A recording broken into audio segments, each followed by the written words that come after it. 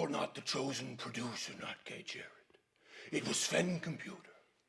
He was the chosen one. He was the one who told me about Mug Club. You're just a gay. Why are you talking about Sven Computer? I did what Sven Computer couldn't, and I broke you, and I beat you. It was Sven Computer who told me about you.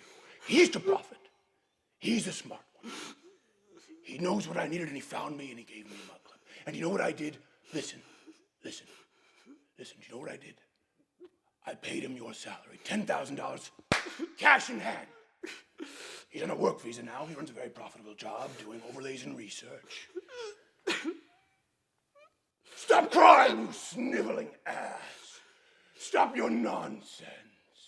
You're just the afterbirth. No. Not Gay Jared, who slithered out on your mother's filth. No. They should have put you in a tumbler on the mantelpiece. You swear you're not gay, but where were you? Not Gay Jared at the SMU after party.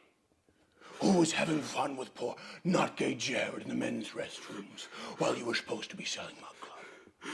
They took pictures, incriminating pictures. The not gay shtick is done. You lose. If you just understand, I'm not really gay. Gay is what you are.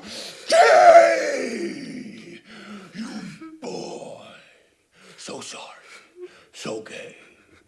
Hey. If you have a mug, and I have a Mug Club, we both have Mug Clubs, okay? And I have a straw. And there it is. And my straw reaches all the way over to your Mug Club. And I drink your Mug Club. I drink your Mug Club. I slip it up. Wait. What are you even talking about?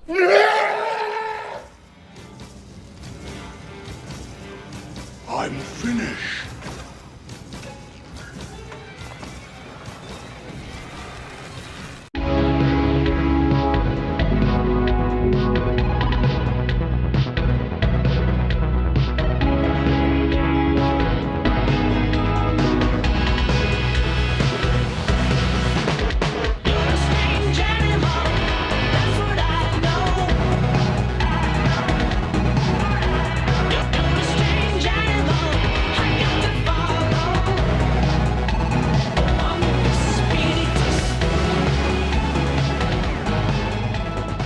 Robot. I don't know why, because robots do this a lot, but the robot keeps going back to the nipple. I don't know. He's an aerially obsessed robot. It's a new dance. It's sweeping the clubs across the nation. Huge show today. We have the Hodgetwins, two big muscular gentlemen, and then of course we have a smaller gentleman. I don't know if I would say that, but Ben Shapiro will be in the show. So Hodgetwins and Ben Shapiro, big show. And the return of BULLSH Man is here this evening for some articles from CNN. And what else do we have going on? We have a ton of stuff going on. Also, Daniel Day-Lewis is a horribly overrated actor. Changed my mind. That's how we're going to start this show because I have a straw. And producing with me in video studio, as always, is Jared, who is not gay. Follow him on Twitter at NotGayJared. Meet us, credit with your comments, your thoughts, your photoshops. I fulfill my legal obligations, drawing conclusions. I heard some of the great minds that you guys said you wanted last week in the comments section. So maybe Daniel Day-Lewis needs to be brought on. Maybe we need to get him on. He retired from acting. Yeah. So sad. Is it me? Oh, also, sorry, G. Morgan Jr., sommelier. What's the one of the day, sir? The one of the day is Silver Ghost Cabernet. Silver Ghost. There you go. Looking for your silver fox by using some Silver Ghost. And Slippin' a Roofie. How are you? Sven Computer with the overlays. You good? Ready? I'm good, beep beep. I'm ready, and I'm wearing my Ranger panties, and nice. you can get them on Twitter. That's my He's getting faster. He's almost speaking with Ben Shapiro's speed. Yeah, he tried to throw you off there. The Daniel Day-Lewis, it's one of those where I feel as though I'm taking crazy pills. I didn't believe you for a long time. Is it just me? I watched it back. I'm like, oh. Yeah. Oh. You watch There Will Be Blood. Oh. There Will Be Blood, and then the same thing, and then you go watch Gangs of New York. I feel like when you watch him, you're like, I can see him reading the script in his mind. Yeah. And like method acting, like at the craft table, where it's like, hey, Daniel, we're going to the Jimmy John's. Do you want ham or do you want turkey? An honorable man, I know, ate a sandwich. Can you shut up? You're just, it's annoying. It's this whole facade. All right, but we have to get to other more important stories. 8 Argentinian police officers were formally fired after claiming that a half-ton of marijuana which had gone missing was eaten by mice. That was their excuse. In other news, 8 Honduran police officers were promoted to captain after capturing notorious pot thief Mouse. Oh, foiled again, Chucky Weed. There's no way around. They know they have their police force in the Honduras. What would they do? Horrible place, the Honduras. That's a lack of creativity on their plate. A lot of training. We're gonna get to. Yeah, we're gonna get to. We're going to get to let's see it on a slow news week. It's Trump, Russia, and apparently Honduran transgenders. Yes. It's a big Epidemic. civil rights frontier of 2018. A pandemic, one could 1200 say. of them, yeah. Yeah, Because and we're globalists when it comes to epidemics. With our epidemic, sexual demic. with our disaster nomenclature, pandemic is larger. A Mill Creek School District, I don't know where that is, but it comes from a local news because we scour the web for that every now and then. And then I find things written about me that make me depressed for a day. A Mill Creek School District is arming its teachers with tiny baseball bats. Their solution. Good. Remember the rocks? Oh my gosh. According to the school district, the 16-inch bats, let's bring that up there, Sven, were distributed to each teacher following an in-service training day on how to respond to school shootings. We passed them out with the goal being we wanted every room to have one of these, said Hall, a representative. Unfortunately, we're in a day and age where one might need to use them to protect ourselves and our kids. See, he said it, but there wasn't that. There wasn't the laugh. no laughter He after? said it in the room, and people went Serious. So, yeah, teachers are now being coached in the wake of school shootings to use the bats with a two-handed gable grip, ensuring prompt insertion before kissing their ass goodbye. Think about this. Even if Mrs. Baker bats 400, almost everyone dies. No, wait, hold on a second. Everyone dies. Yeah, with a mini baseball bat? What this guy go to opening day, get one of the mini bats, and go, wait a minute, I have an idea. This or the foam finger. That was obvious. I feel like somebody watched an old Muppet movie with the truancy officer with a little baton. Yeah. Like, that's what's going to stop the next Parkland. Yes. You know what else small baseball effective. bats are bad for? Hitting baseballs. Yeah. What are they going to do with a bullet? They're effective, but they are ineffective, but they are cute. Yes. They're adorable. They are adorable. So, Said the Honduran tranny. So a Florida woman that'll be relevant in a second. You'll see why. We've just been seething circle. over It'll come it. around. A Florida woman was arrested this week for a purse full of cocaine, and she subsequently blamed the wind. Authorities say they questioned Posey, the lady in question, about the drugs, and according to the report, she responded with, "It's a windy day. It must have flown through the window and into my purse."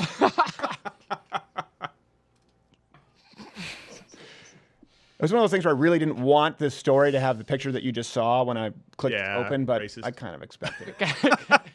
Saw it coming. Just like if it was methamphetamine, you know exactly what you would picture. It foreshadowing goes all the both way. ways, Yeah, exactly. okay? It does. Just like if it said smug Jew, Ben Shapiro in your head. Just pops in. Can't help it. Pops in, and then you open the window, you go, I was right.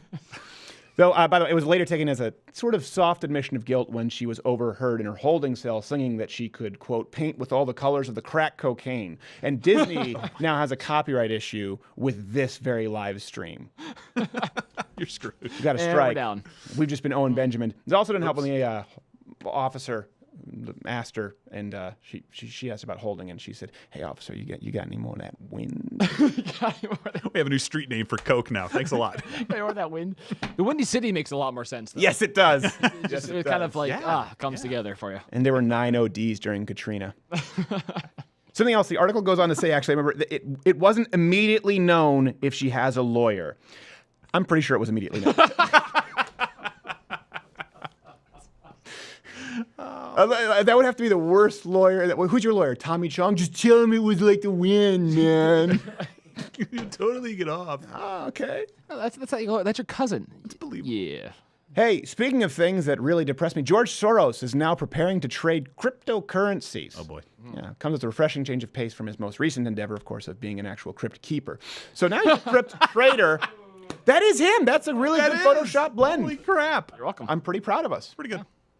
For those confused about the context of the joke, George Soros is a giant, crusty piece of clear. Clear. Yep, got it. Clear as crystal. That makes a lot more sense now. Crystal. The context changes everything. Good. New Chicago Public School is being built on the site of an estimated, this one comes from Sven Computer, it'll make sense in a bit, of an estimated 38,000 unmarked graves. Huh, that's a lot. From the Tribune.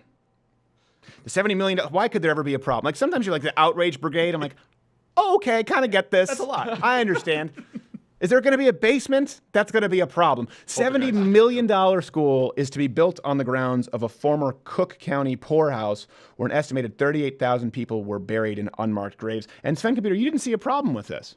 No, you know where I come from. Everything is an unmarked grave. Ah, okay. Thank you. Thank God we didn't plug your Twitter, or you might be facing the ban hammer. A new species of turtle has just been added to the endangered species list. This was breaking news. The turtle, which can be identified by its green hair, as well as its ability to breathe through its genitals, is known as the Mary River turtle. Or by its binomial nomenclature, Postopus tranniturtilis is what it's called. And it's now been placed on the 30th, number 30, on the evolutionarily distinct, I want to get this right because I'll get fact-checked, evolutionary distinct and endangered list for reptiles. With the rest of the top 30 being rounded out by Crocodilius feministis, the Black Lives Matter mamba, and this gecko in a pussy hat. He doesn't realize he can't do that now. Because that's exclusive of our next story.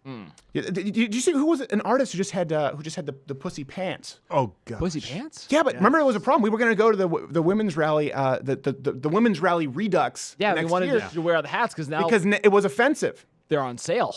That gecko was wildly insensitive. Wildly insensitive. It's like he That's doesn't the read the point. newspapers. It's pretty tough to sew them that small. But this person put it on her pants, box. thinking like saw it. I was going to get feminists to support, and she didn't realize like no, they're past that. That's like Z not anything. Cavaricci's have made a comeback for pussy pants. The what? You remember Z Cavaricci's, the really baggy MC Hammer pants? Oh, is that what they were called? Yeah. No, we just knew them as MC. Well, that Hammer was one of pants. them. Yeah. Hammer pants. They were after, I guess. You still have a box full of them right next to your Zima, don't you? You I'm and waiting John for 'em to Casey. come back. Actually, they brought back Zima, so I can't use that joke anymore. I Unfortunately. know, it's back and it's as popular as ever.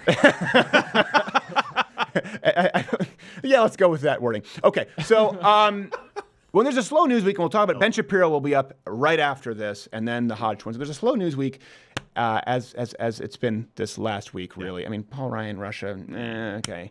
If it isn't Trump and Russia, every now and then an article comes along that is so absurd, that is so emblematic of today's social justice progressive left. It's hard to put into words. And if we were to write about this, a lot of people would accuse us of strawmanning. They would say, listen, that's an extreme example. But CNN had a recent article, I believe front page, about Honduran transgenders trying to cross in the United States illegally. That is so. Honestly, I can't. I can't even do it. This is after this. What Ben Shapiro right now? This is a job for bullshit, man. It's time for the adventures of Bullshit Man and his trusty sidekick, Bullshit Boy. Bullshit Wonder, false statistics, phony stories, and outright lies. No bullshit is too big for Bullshit Man and his trusty sidekick, Bullshit Boy.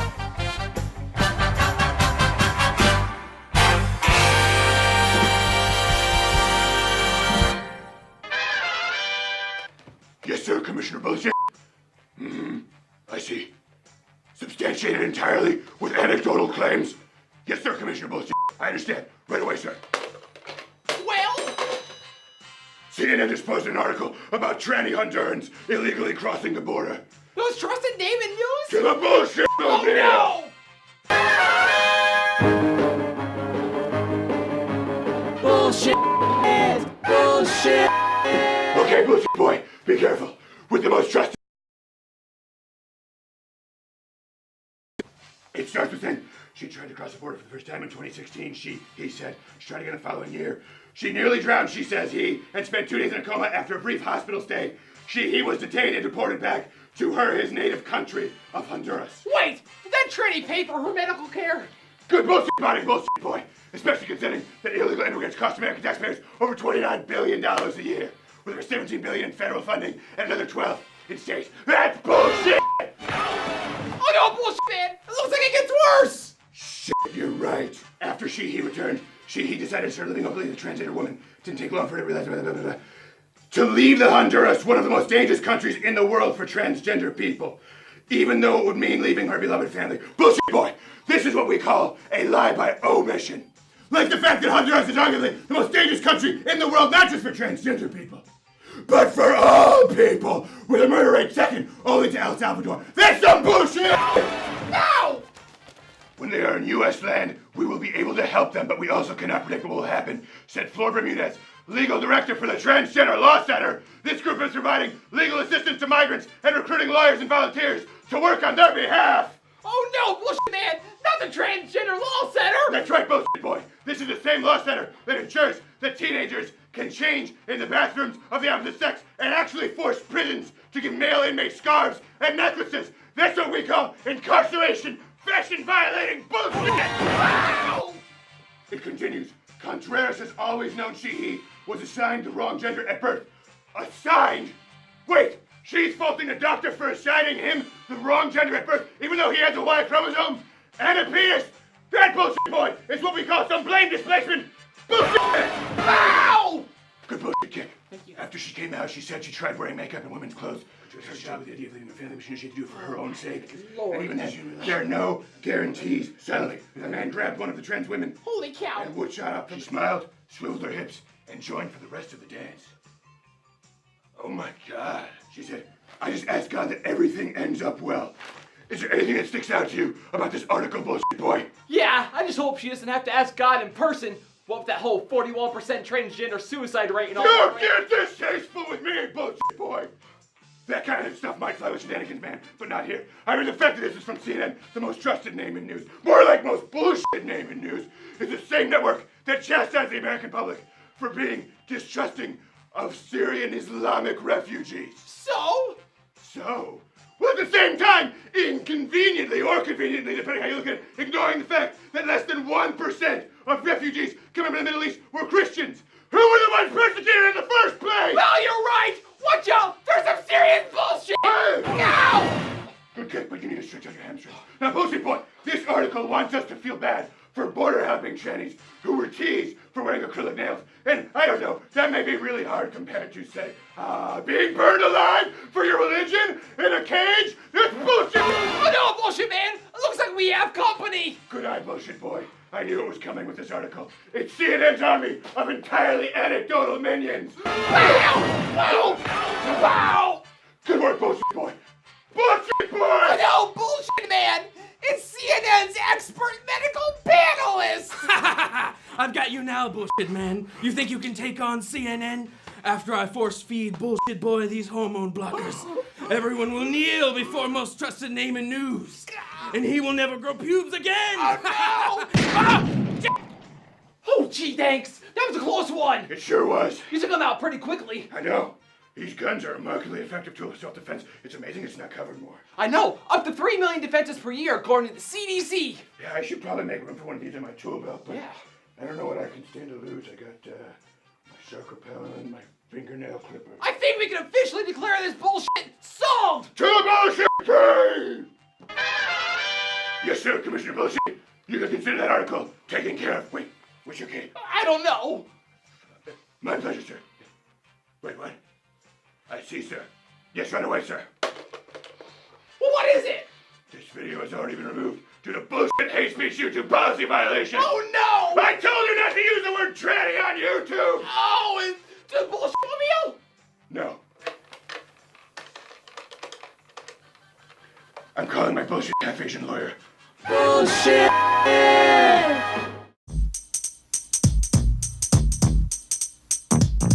And I don't want nobody,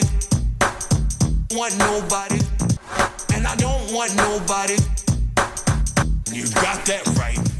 And I don't want nobody. I lost. Want nobody. And I don't want nobody.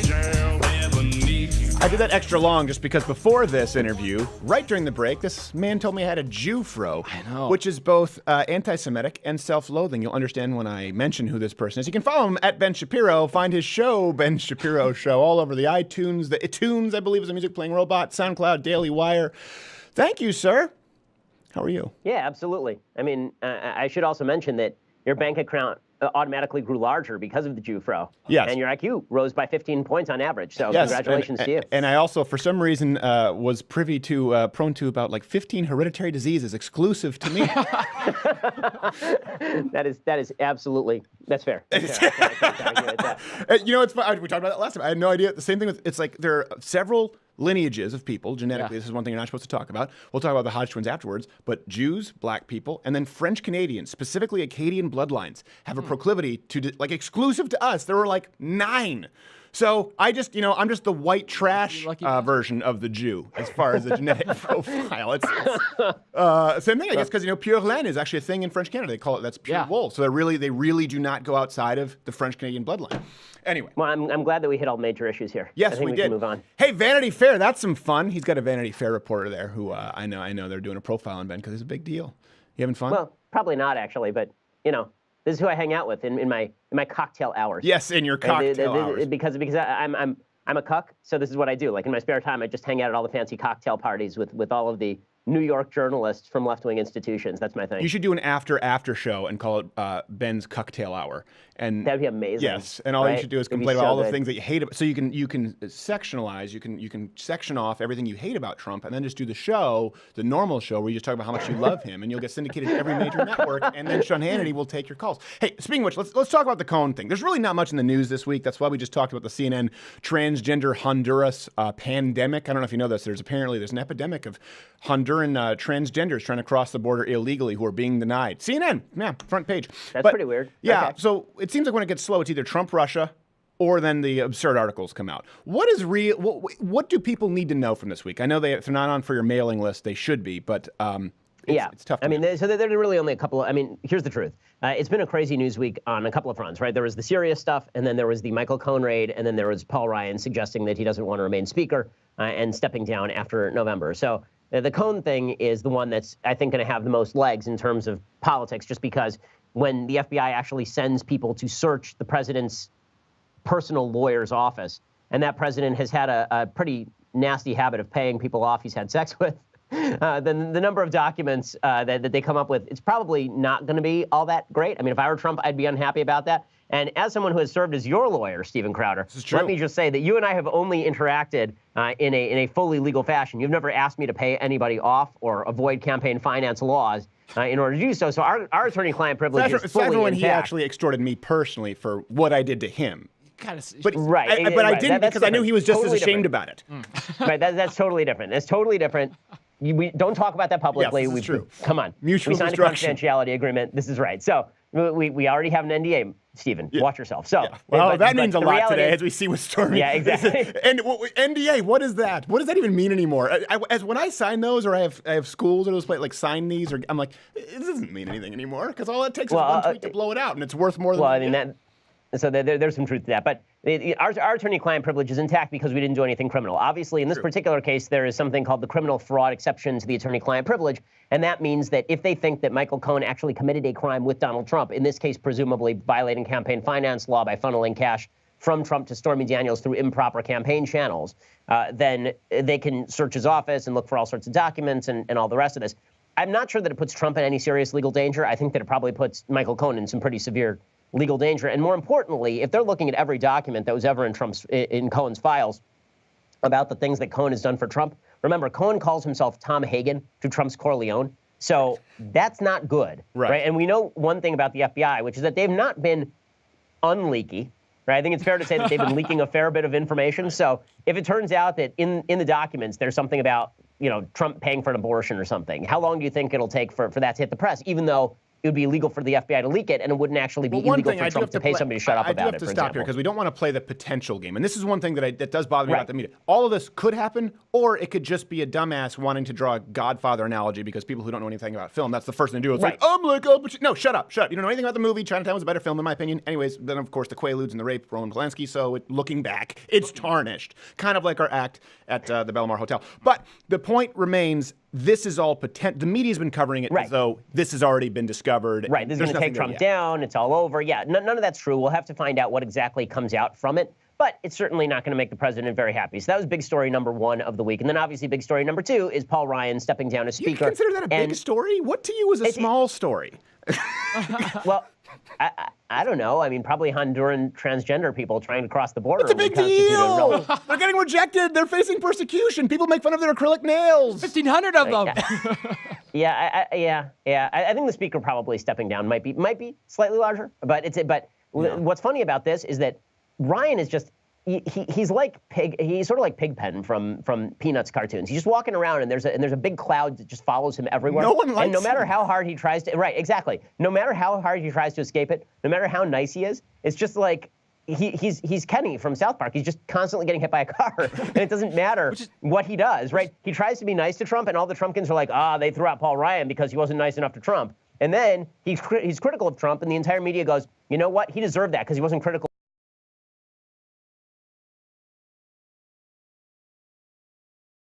Speaker, you either have to be manipulative by nature, right? Like you have to be like a Tip O'Neill type, or you have to be some grand visionary with a program for the party that's backed by the base of the party, like Newt Gingrich circa 1994. And Paul Ryan really wasn't either of those things. But he's a relatively, I think he's a sincere guy who's kind of wonkish. He doesn't like manipulating. I think he was too weak in standing up to McConnell. I think he took a lot of hits for McConnell, frankly. The people are saying, well, he's the one who pushed the $1.3 trillion omnibus package. No, that was McConnell, okay? Because Ryan passed an actual package that was, they passed appropriations bills in the Houses. Those died in the Senate. So the only thing Ryan could have done to McConnell would have been to say, listen, I'm not going to pass anything.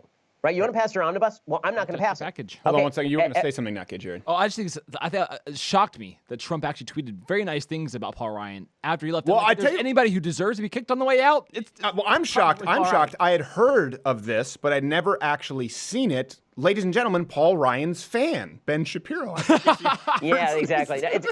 Honest to God, it is not that I'm a Paul Ryan. I've been very critical of Paul Ryan for doing all these deals, but I think that if you are going to attribute the failure of a particular legislative agenda to one of these three people, McConnell, Trump, or Ryan is third on that list. He's really third on that list. I don't think that he's second on that list. I don't think he's first on that list. Because remember, for every bad bill that is passed by McConnell and signed by Trump, there was a good bill passed by Ryan that was rejected by McConnell's Senate or was undercut by Trump. Well, hold on a second. He has compromised him. This is what I will say, and this is the question that I think everyone has to decide for themselves about Paul Ryan, right? You're either universally hated because you are someone, or for a period of time anyway. So everyone has seasons in their lives. But if you find yourself universally hated, it's for one of two reasons. Either because A, you are incredibly principled and you've taken the hits, or B, you are completely spineless and so you've warped yourself into a pretzel where just everyone hates you because you can only be spineless for so long. There isn't a whole lot of in between if everyone dislikes you. I think Paul Ryan has made some decisions where he's leaned in too much when he shouldn't. I just think he's a So, leader. listen, I agree with that, but all I would say on that is that, let's put it this way. If Mitch McConnell were able to actually ram things through the Senate, we'd be talking about Paul Ryan as one of the great speakers ever. Because, again, he's passing a lot of good bills, and then what happens, they die in the Senate, and Mitch McConnell passes a bad bill. And then Mitch McConnell goes back to Ryan and says, listen, you can either pass my bad bill or we can pass nothing. Yeah. And then Paul Ryan, instead of saying to Mitch McConnell, fine, we'll pass nothing, that's where he's weak, right? That's where he should say to McConnell, go back to the drawing board, figure it out. Right. But that's not exactly what happened here. But I do find it, watching fans of Trump jump on Paul Ryan's grave is kind of amusing to me, just because Paul Ryan is the reason that you have a tax cut.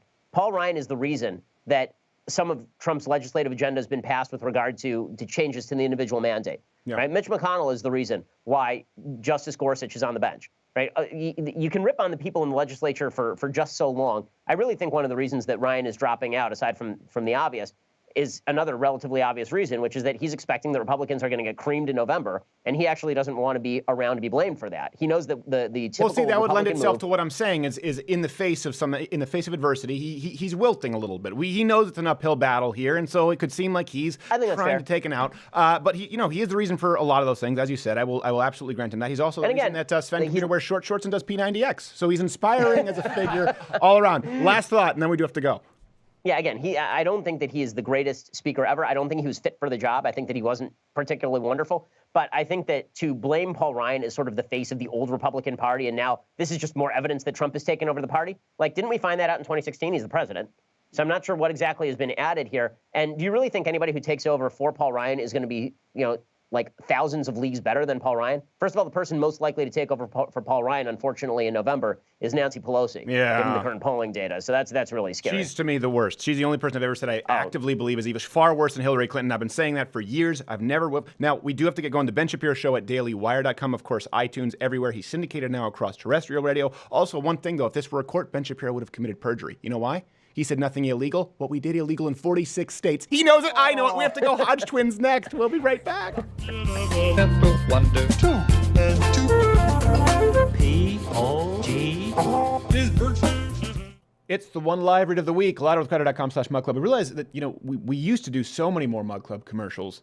And then, of course, we have Walther as a sponsor. And I think, like 1 million subscribers ago. A lot of people haven't seen the old ones. But we appreciate you guys so much for supporting us. And not only us, but people who we work with, people like Owen Benjamin and people like the Hodgetwins and Ben Shapiro, who are, big contributors to the show, along with the employees. So for people who are not members yet, you can still get all your free content on YouTube. We appreciate it. We're still doing a clip a day. And this free show every week, it's not going anywhere. But if you still want it to stay there, and you also want Louder with Crowder every day, we do the daily show at louderwithcrowder.com/mugclub. It's $99 annually, $69 for students, veterans, or active military, and there's a 30-day trial. So you can go in, try it for 30 days, and then if you don't like it, you say the show sucks, along with, I guess, Mark Levin sucks, Gavin McGinnis sucks, Roman Millennial sucks, Phil Robertson. So you'd have to say they all suck.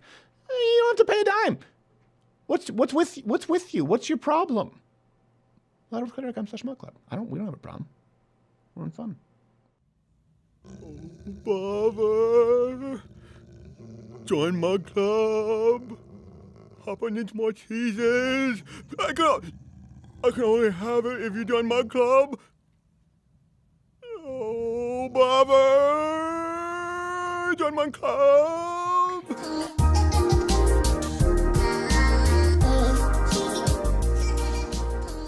Orphanage ain't lit, but he ran away. Father was he had to make a dead. No work.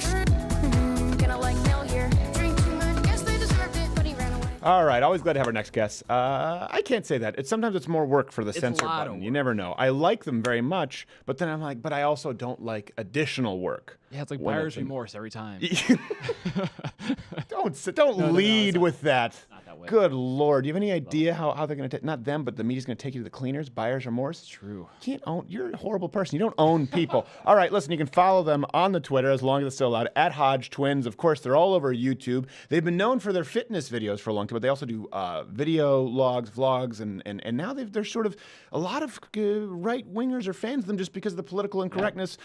Kevin and Keith Hodge, how are you, Mr. Twins? How's it going? Hey, thank you for having us. Yeah, a couple coons. Right off the bat, I just talked myself into a corner. Now, did you both decide you were going to do the spy versus spy white-black T-shirt, or is this just a yin-yang thing, or just happens to be? That was totally unplanned. Yeah, I didn't even notice it until you brought it up. It just looks like you both just decided you're going to disagree about everything today. First off, where can people go to see you guys on tour? Where can they find your dates? Oh man, we just got back from London, and you guys have a lot of fans out there, right? Yeah. But anyway, we can go out to London in June. We're gonna go to Germany, UK, Ireland. Amsterdam. And tell them we're going to Amsterdam. We're going to Amsterdam. We're going to Germany. No, a whole lot of places where there's not too many black people, Wait, no, Amsterdam we're does. We're going to Norway, Sweden. Yeah. And we're still touring in the United States, too, so. Yeah. So do you guys have a big European following? Yeah. That's like actually on, you can go on your Instagram and see where your following is. Our biggest city on Instagram is actually London. Really? Yeah, same for Facebook. Yeah. London, Scotland. Well, enjoy it while you can, because you probably won't be allowed back in about 6 months. So I'm not going to London. We just had Tommy Robinson on. I'd be stopped, frisked, and held indefinitely. No doubt. So you see we have a lot of fans. I mean, like we've talked about this before, and we'll get to the Oscar de la Hoya bit, which you emailed me you wanted to talk about in a second. I'm trying to figure out a segue to it. I don't want to label you conservative, but more open about your political views, sort of hating political correctness. I guess you just say sort of anti-politically correct culture is how I would classify you. How does that fit with Britain, with the UK, with London? Do they embrace it? How do people react? I can't go because they'll kill me. Well, you know what? The crowds out in London, I mean, the transgender jokes don't really hit, right? Yeah, there's one right there. There's one right there. Transgender jokes, they hit hard in London. Yeah, the black jokes hit hard too. The black jokes and the gender jokes, they kill in London. Yeah. But United States, they could either bomb or get hit. It's like 70-30 in the U.S., but I got this transgender joke. It kills in London. Yeah. And they get all the black jokes too. Yeah, they love the black jokes. That surprises me. Very different culture. You ever hear, do you have a lot of black English people in your audience when you go to the UK? No. He said the people, black, British, I mean, we have black Brits that come to our show, but predominantly wherever we go, our crowds are pretty much white. Yeah, you're gonna get flat. Well, I asked because I don't know if you've ever seen. Don't take you to us. Have you ever seen black British people try to emulate black American urban culture? We had it in Canada too. It's like they show, and then they have the accent. They're trying to do and you're like, this is totally fake. I can't really put it in the context, but a black man black people in the U.S. compared to black people in Britain, are from what I've seen are like totally different. Yeah. So? I'm gonna tread lightly here. Black people in the U.S. they have a chip on their shoulder. Yeah, I want to say it's all this damn racism. Yeah. Well, slavery will do that, but. Yeah. But in the UK, it's like you don't really get that. You don't get any of that. Yeah. You know what's crazy is I'm joking when I say slavery will do that. People don't realize there was slavery in the British Empire long after the United States. You know, so that's like, well, it wasn't really exactly in Britain. It's like, yeah, but what about the British Empire? Well, you know, it's murky territory. Same thing in Canada. A lot of people don't realize we had slavery in Canada. I remember I had a guy one time call into my show and say, like, you know, I had a great grandfather, who had to flee the United States, and he fled and went to Canada. I said, you know what they would say in Canada? Great, more slaves. Do you have any idea as to what happened? So, you know, but yeah, it seems like in Canada they've embraced the chip on their shoulder. But all right, listen. Yeah. I don't know what this is. I know you sent me because every now and then I'm like, hey, what are the Hodgetwins? I can talk about anything with them. Okay, what is the Oscar De La Hoya Shanna Moakler $2 million extortion plot? It's not. Every time it's something. What was it? Was it Richard Pryor gay? Yeah, I want to talk about Richard Pryor who was banging George Carlin, man. I was like, what? No, that's not. We're gonna go there anyway. So tell us about this Oscar De La Hoya. Oh no, I was on. Well, I can't remember the website, but it's a picture of De La Hoya with boxing gloves on and is dressed up like a trainee. I was like, "Is that De La Hoya?" That's an old picture. The term trainee is not too politically correct. They're transgender. Well, we've blown past that barrier today on the show already, so this is gone. Yeah, and we were reading the story, and I was like, "Oh my God, these two women like try to extort him out of $2 million because." Obviously, this dude's a freak behind closed doors, right? He likes getting penetrated with. Oh, okay. Here's the thing. I don't know. This picture is old enough that it was back when it was just considered cross-dressing. You know, the whole transgender. You were either a transsexual or a cross-dresser. Transgender wasn't really part of the sort of societal nomenclature. So back then it was like, hey, Oscar De La Hoya cross-dresses. Now you don't know what the rules are. But sorry, go ahead. Yeah. So I'm thinking they got something more than those cross-dressing pictures. No, I was reading. To be asking for $2 million. Yeah. I mean, you see me dressed up like a woman. I ain't giving you $2 million. I might give you $50,000, but that ain't worth $2 million. I'm thinking these two females has got something good on this dude, man. Yeah, it was somebody. I'm thinking, right? I'm thinking they got some pictures of that girl. Uh-huh. She's got a strap on. Okay, all right, we get where we go. You know exactly where it's going. Yeah, okay. I don't know if there's that much territory to explore there, but yeah, you know, that's kind of the Mike Pence rule. You just don't allow yourself to have those kinds of pictures taken. You know, I even was recently at a gig. Yeah, go ahead. I'm like, whose idea was to film this? Okay, we're gonna do this. Yeah, we can do this, De La Hoya. Hey, make sure you get a good picture of this. hey, bring this light over here. I wanted to get my eyes. I'm like, why would you even film that? I mean, geez. You know what it is? He's got a good heart, man. He trusts people too much. Yeah. He's got a good heart. And it was beating on pure coke probably that evening. That's what happened. He had too much money and not enough sense. Well, this is one thing I was just talking about with Not Gay Jared. I'll talk about actually after the break. I was going to talk about close the show on something with Not Gay Jared, but him and I both had a gig recently where it was your first time bombing, but I went up and bombed right after you. It was a corporate gig, great company, great owner. It was just not the right venue, and afterwards, I remember telling him, I said, listen, I don't want any pictures being taken without you being with me, just because, you have some women sometimes who drink too much. And so we always make sure that it's a very public picture. You two are obviously strapping young married lads. What do you do when you're on the road? I mean, like everyone mocked Mike Pence, but everyone takes precautions. It just depends on to what degree. Precautions. Take the proper precautions is all. Sorry, that was a Home Alone reference. Okay, go. What do you do? Well, when we only time we really get into some why is your arm around me? Because I need to stretch. We're gonna bring this back up and ask for $2 million a few years down the line, but continue. I want 2.5. back to what I was saying.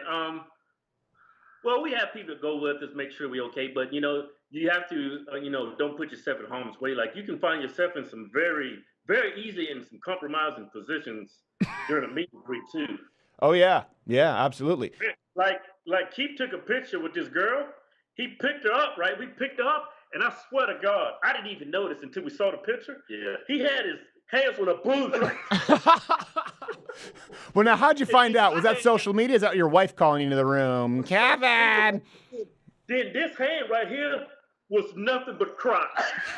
You don't realize it. You don't realize it, man. I didn't even know it. My wife's like, Keith, what's this on? What is this all about? At the meet and greet, I said, it's just a picture. She says, I was like, oh. I don't remember taking that picture. So you have to be like real careful, man. Yeah. And like some women, they're really straightforward. Like they'll come up to you and just grab your. Yeah, they grab your junk. Yeah, I'm like, Stop it! No, it's funny. I had this is one thing a lot of people don't understand too. Security, I'm sure. I know you guys have you have to have security when you're there. But sometimes it happens also with fans. Like a lot of people don't realize sometimes you're walking out and you get your finger jammed by a fan. I had a fan one time reach around and he put his hand on my gun that I was carrying, and he was like, "Oh, what's that?" I was like, "Get the hell off me!" He's like, "Why are you being a dick?" I'm like, "Your hand is. You don't grab another man's gun and then make a joke about it and not take your hand off of his gun. I don't know you." Yeah. And the guy turned out to be a fan. So this wasn't even a woman, but sometimes people just don't know how to interact, and you don't want to leave them with a negative experience. But you run into that a lot. Like some people come up to you, they'll shake your hand, they'll damn near break your damn hand. Yeah. Please. You damn near broke my hand. Yeah, it's like sometimes when I hug a woman, like usually I give them hugs, they're happy to see you. I mean, it's professional, right? But a lot of times if I don't watch it, my watch, I wear this diesel watch, it always gets caught in the hair. So when they pull away, I'm like, yo, what? It's still like off my neck. I'm like, sorry about that. Good Lord. I got caught on my watch, so I have to watch that. When you said your watch, I was thinking London right away. I went to pickpocket, like, hey, nice to meet you. And it's gone, yeah. I'm going to go down and have some more oatmeal, some gruel, yeah. It's gone, your watch. Oh, no. I don't like the English. A cup of tea. Cup of tea with some milk. No, see, did you see what you just did there? You just did that with the British. It'd be like if someone said, black person, watermelon, fried chicken. You just made a gross generalization, which is very offensive, highly unnecessary. Incredibly statistically accurate, too. But statistically very, very accurate. I don't know how to argue with it. All right, I'm trying to think. Final. Did you have anything you wanted to ask them there, Knockage? I know we just had Ben, and now we have the Hodgetwins. I'm out of questions for. Hey, tell Knockage? How should he feel when he wanted to swallow a knife after bombing? Tell him you guys have. Everyone's gone through it. It happens, man. We was at we had these shows up in Providence, right? It was one show. Oh my God. The first show, it was great. Yeah. Right? It was like it didn't sell out, but it was an awesome crowd. Right. Yeah. Right? The next show was sold out. Right. You could hear a pin drop in that bit. Everybody was looking at us like, what did he just say? Why would they come to see you? Why would they come to see you if that's one thing to me that's odd. It makes sense when you're starting out or like you're doing something for a friend. This is what happened. It was a corporate gig for a really great guy, and he was a fan. So he was, you find a connection with one person. But when people come out to see the Hodgetwins, I mean, if they've seen this interview, they should know what they're in for. And this is positively mild by Hodgetwin standards. It was just one of those crowds, man. You get them every now and then. Like the next night we was in Palm. What was that city in Florida? Palm Beach. Palm Beach. West Palm. West Palm. It was at the tip of the tongue. What could Palm? Is it the most likely answer in Palm Beach, the most known city on the coast? You got it. When that happens, you got to forget all about it. Yeah.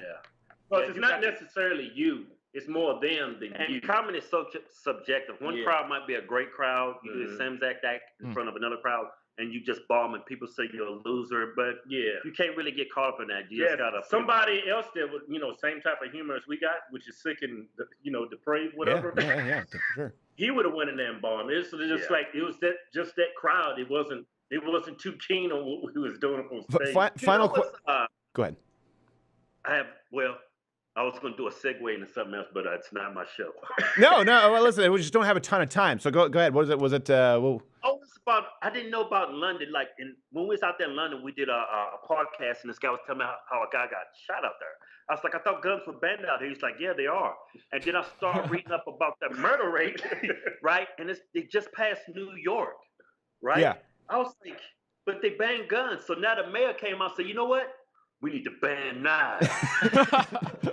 Everybody's getting stabbed out here. Everybody in the food court is a serial felon. People are going to start getting stabbed to death with forks. You go ban knives. You go ban forks. And then people are going to start making shakes out of screwdrivers and branches. Man, we got to ban trees now. And then it ends up like prison. You positively cannot find a sharp, pointy object in prison to shiv somebody with. Last question before we go. Hodgetwins, it's hodgetwinstour.com. Have you noticed it changed since, I don't want to say you've come out of, but you know, conservatives have embraced you, even though you're not necessarily conservative, but because you've been on this show and you talked about being a fan of Ben Shapiro, have you noticed the audience change a little bit where people are more relaxed, they're okay, less likely to be offended, they're coming out to have a good time? I just have less black fans now. Pretty much it. We just weeded out of some colored folks. Won't be seeing the Hodgetwins at the Apollo anytime soon, I'm guessing. But you know what? All the white people, all the black people that come with us, a majority of the black guys, they were white women. Yeah. So it's a bunch of coons come to see coons. And now you've just lost all your black female fans because they are not happy when black men with white women. Gosh, that's one thing I will say. My white privilege, and we had a black fan come up and talk about this, that the white privilege you have is not being forced to identify with a political worldview or being expected to act a certain way. He said, for example, I'm black, I'm expected to act this way. He's like, that's what I see. And truth be told, I have never really known anyone who would be mad if I dated a black woman. But it's kind of the rule in the black. So that, check my privilege. Check it. Check the doors for you guys. I think that white privilege died a long time ago. Like about 20 years ago. Look at Bill Cosby. How else can a black man get away with white privilege? Are you kidding me? Do you think? Nigga did this for like 30 years? Nigga one of the biggest serial rapists in the world. Black dude. And he's black. Do you think he always raped? That's a good sign, man. The world has changed.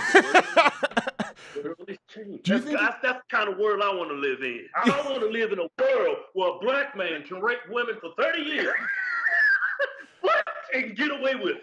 I have a dream today that Bill Cosby. Let me ask you this. Do you think, I always wondered this, do you think he was raping consistently and then after the OJ trial just turned it up a notch? He just thought like, well, I'm going to get away with it. I think a majority of women knew what there was they're getting involved in because, 5 women, 10 women, okay, I give you 10 women, but 10 women not to say anything to anybody else in Hollywood? Because everybody, Hollywood knows everybody. Yeah. Right. Everybody talks in Hollywood. You pretty much know why you're going there. You're trying to get in good with them so you can get a role, become this famous star. Yeah. He's going to put something in my drink. No. I think they just wanted to play doctor with Dr. Huxtable. Everyone dreamed of that. I don't know. I just think you had a very different upbringing. Okay, it is HodgetwinsTour.com. To the 4 black people watching out there, go out and see their tour. They need some salt and pepper in their audience. Hodgetwins, Keith, thank you very much. We'll wrap this up. There it is again, so strong.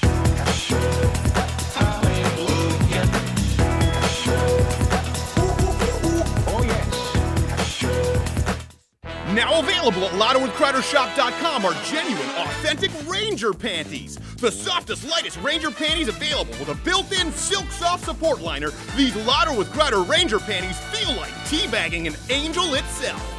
Doing things like yard work. Or tending the garden. They keep me cool when training, like doing pull-ups. Or dead hangs. These Ranger panties are so convenient, supportive, and comfortable, they can be used for almost anything. Like watching TV. Doing the laundry. Laying in front of the fireplace, like Brad Reynolds, beep. Or for covering up at those important meetings. For supporting America. Canada. Ranger panties! Buy yours today at LouderWithCrowderShop.com. Louder with Crowder Ranger panties. because the freedom of the Republic is at stake, right between your thighs.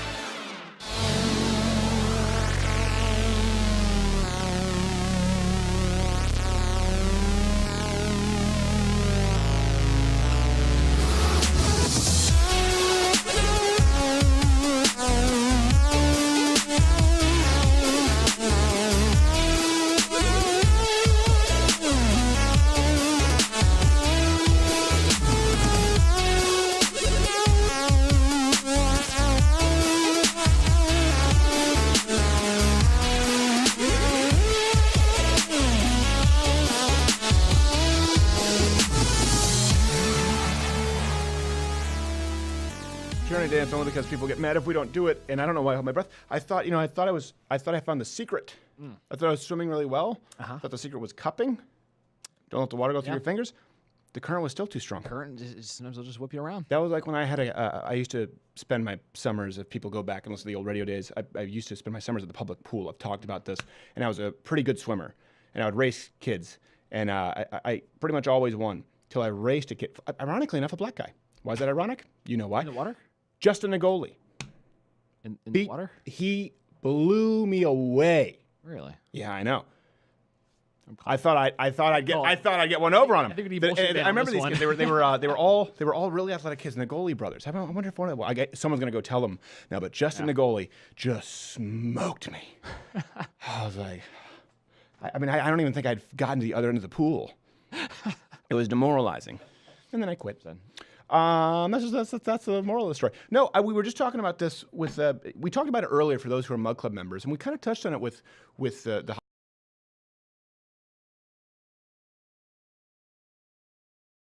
This company, I haven't done any kind of like a corporate stand-up engagement in, gosh, at least 4 years. I just stopped. I've known you. No, I've just stopped doing them, unless it's a good friend. There's a guy named Mark Madsen who I did it before, and then this Dean Cain was out there, was good friends. So we said, okay, we'll go out because it's Dean Cain. It's Dean Cain. If Dean Cain says, hey, you should go out, and the guy was really nice, we went out. Now here's the deal. So I say that to say, the company is great, the people were great, but it just was not set up for stand-up. Yeah.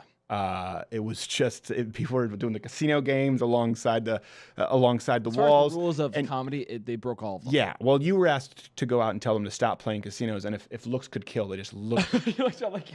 Can I please get a few more eyes on you while I bomb? Because please? It's closed, So it's not like we can advertise it or bring our fans in. So whoever's there is whoever you get. Yeah. And that's kind of new for you because since you've been with the show, you've been used to kind of fans coming in. Yeah. And obviously, it's always friendly audience. Yeah. Generally speaking, luxury of not dealing with that. And I don't want to let the cat out of the bag, but you know, I was awful. It was first time. Yeah, bombed hard. How did you feel while you were up there? You know, the first few minutes, it's like, man, just kill me now. Like, how do I get off this? How to stay there? It's like Tom Hanks in Punchline. Somebody help me! Yeah, and then there's a turning point. There was a turning point for me where I'm like, you know what? I don't care. Yeah, and you just kind of go for it. You're like, whoever's listening, there's people laughing their ass off. Well, it helps. I'm talking for them now. The owner of the company is he was just having such a good time, and the truth, he was rolling. You know, all the fans. Here's the thing: it's a room that could probably seat thousands. Yeah, so there were quite a few people who moved up front who want, but the thing is, you're in this giant room, so you can't even hear them. No, because you can't hear anything. I couldn't hear myself. No, it was really hard. Yeah. So it's just the reason I asked you is, but yeah, you did, and because I did too. Certainly, first that poorly in a while, and. Here's the thing. I want to make sure that when I say this, because I said this before, I said, I gained a lot of respect. I don't think I've ever been more proud of you. It's not that I want Jared to bomb. If I could choose, I want Jared to do really well. But what it was what you just touched on. I could see that you were like, just get me off, but you finished your time, and you did it anyway. Did you, at least after that, feel like, hey, I did my time? I did. I feel like I've paid all my dues at this point. No. There's none left to pay. Now, picture doing that 4 times a week. For half a decade. Twice a night. No. Yeah, I think it was a learning lesson for sure. It was, yeah. Well, I think that's one thing you learn a lot when you go through those kinds of moments. You're like, okay, this is tough. But that also, on the contrary, I think one thing we kind of talked about this week too, because this man who owns the company is unbelievably successful. He was there, and he had his lovely lady there, and Dean Cain obviously is Dean Cain.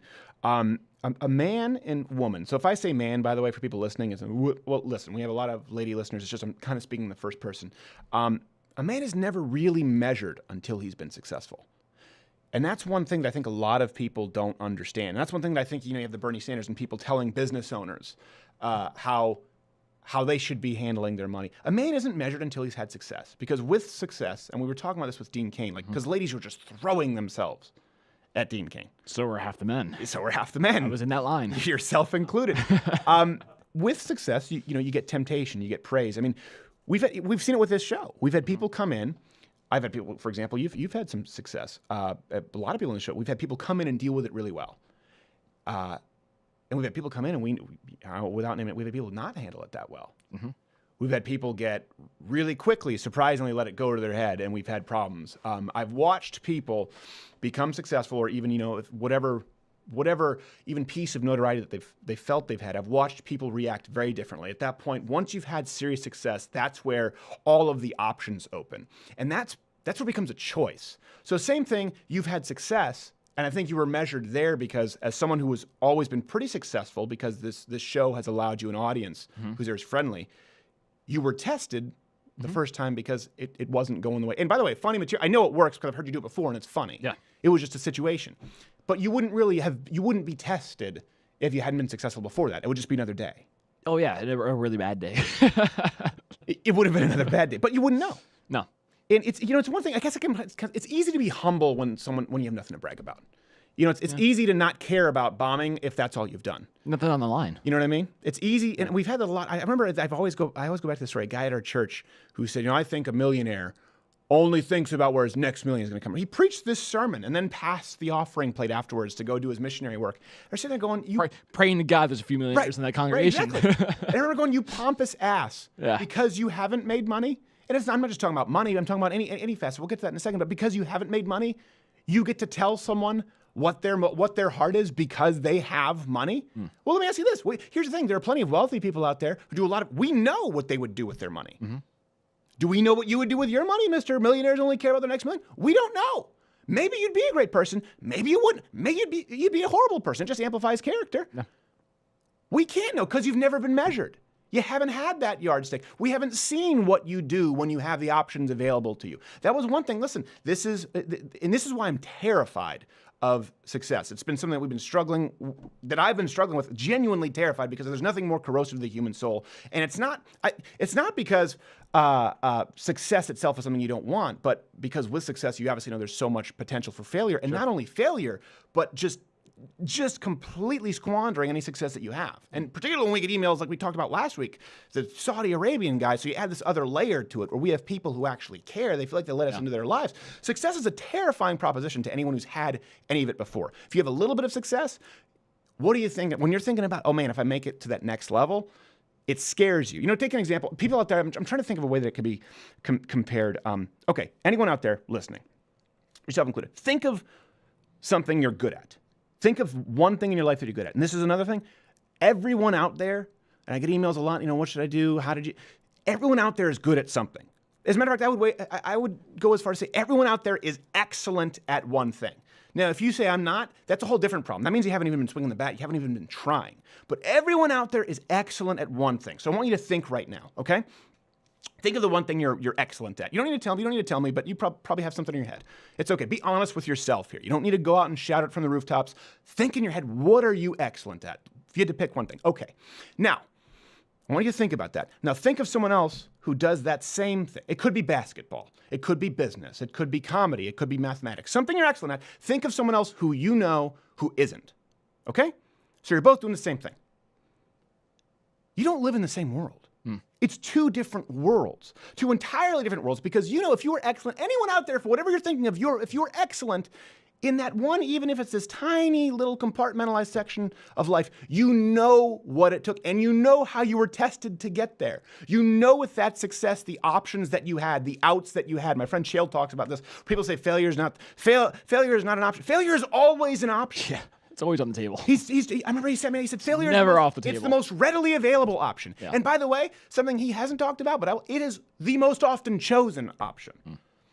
A lot of times you will see people choose to fail because they are absolutely terrified of success. And we see this a lot. We see it with people who, just like Bernie Sanders telling a business owner what they should do. Here's a good example. And again, because if you're excellent at anything, at some point you were lured away to stay on track. People who say, A millionaire only thinks about his next million. Okay, statistically, if you look at business owners or people who are successful, people who are wealthy, let's look financially. And by the way, I'm not trying to be some kind of a life coach here, 25-year-old life improvement expert. You know, I'm not brilliant in any finance. I'm not that. This is not a self-help guru deal. Do your own thing. Do some push-ups and meditate. You know, that's about all I got for you. But think about for a second. I was just talking about something came to lure you off track. Mm-hmm. Is that what I was talking about? Yeah. Before I said life coach and push-ups. I think so. I don't remember what I was talking about. Talk about yeah. Yeah. Now I got it. Business owners, people who are financially successful, if you look at it statistically, a majority of those people forewent a salary. They didn't take a salary. So many of them, almost every small business owner, as a matter of fact, I would wager, at least for several months. So when a lot of people go like, yeah, my boss, he's got that money, he's a dick, or the 1%. Mm-hmm. You go, hold on a second. We know what he did. We know we know that person paid you and didn't pay themselves for 2 years. Now, what we don't know is, would you ever do the same? Or were you tempted by job security? Were you tempted by this illusion of not having the floor fall through for you? So you took security over taking the chance and failing, swinging at bat, like we were talking about earlier, 400. You're still a great baseball player. That's what I love about baseball. As far as I hate the sport, but it really is analogous to life. Oh, it's humbling, yeah. That's one thing. We know what that's one thing. And I think a lot of people don't really understand. And I saw that with this guy, this business owner who was very, very successful, and Dean Cain, women throwing themselves at them. I'm going, gosh, do you have any idea of the temptation? That's one thing why I don't have a ton of respect for President Donald Trump in his personal life. I don't know about the Stormy Daniels thing, but guess what? People who've had temptations out there are not super impressed by someone who has wilted at all of them, cheated on all wives, all of them. Now, a lot of people go, well, what do you think you would do? Well, listen. There have been options. Now, someone who's never had the options, that's typically the person who has no scope on it. And they go, yeah, well, you know what, who you would do the same thing. Well, we now know that you've never had the temptation, Mr. in the basement. I'll say this about I won't brag on myself, but my wife is a pretty woman. Let's just say she's not your type, okay? Let's allow, because this is the YouTube comment section, you've got to be careful. She's not your type, but certainly by, I would say, objective measurement, she's an attractive woman. Even if she's my type. For me, she does it. She revs my engine. I'm into her, okay? I wrote about the abstinence thing, about not having sex until you're married, and that was true. I try to be honest, that was 100% true. That was the hardest thing I'd probably ever done in my life. No pun intended, but I get it. It's and good for you. It's a good pun. Why? Because the temptation is always there. The option is always there. So having that available tests you far more than never knowing. And I think it's a big thing that people are concerned about. And that's why we all love to see other people fall when we've never tried it. It could be guitar, it could be basketball, it could be business, it could be this show to whatever degree of success it has. It could be comedy. People love to watch someone else fail because they know that someone else is out there really giving it the old college try, and they're the ones being tested and not you from your comfortable seat. And so often this can happen. I get a lot of emails like, well, my family, listen, those people can be your family members. Those people can be your friends. Those people can be Twitter bots. They can be people they can be on social media. People love to watch you fail. What you have to do is, if you're out there trying something and you feel as though you're being tested, that is what every single person who's been successful has gone through. Matter of fact, if you're not dealing with it, it means you're probably not living a life of significance. I'll even go as far as this. I've seen more people pulled back by churches and church groups than you'd probably be able to imagine. I've seen people who were brilliant musicians. I've seen people who had callings who said, yeah, but you know what, I'm going to do this because I'm going to be here at this church. And because it's a church, I'm going to go, well, that must be your calling. Sometimes it's not. Your calling is when you find what you're excellent at doing, do that and don't be afraid of it. Now, this isn't just a bumper sticker, never, ever, ever, ever quit. No, sometimes I'm not going to play in the NBA, so I quit. I started playing basketball when I was a kid. I realized it sucked. Justin Nagoli, he taught me that one. Along with swimming, I realized I wasn't going to be professional. So you quit there. But when you find what you're that doesn't excellent surprise me at all. It doesn't surprise you at all. When you find the thing that makes you excellent, you will be tested, and with success comes that measurement. People who aren't successful have never been tested. You cannot know the measure of a man until he's successful. And that's one thing we never talk about. We talk about just the down times, just the tough times. That absolutely tries somebody, and you learn a lot about them, like you. But the only reason that we learned a lot about you and not having the greatest show, I didn't either, I'm not taking a crap on Jared, is because I've seen you have a lot of success, because I know you're funny. And so you know what that feels like, to be tested.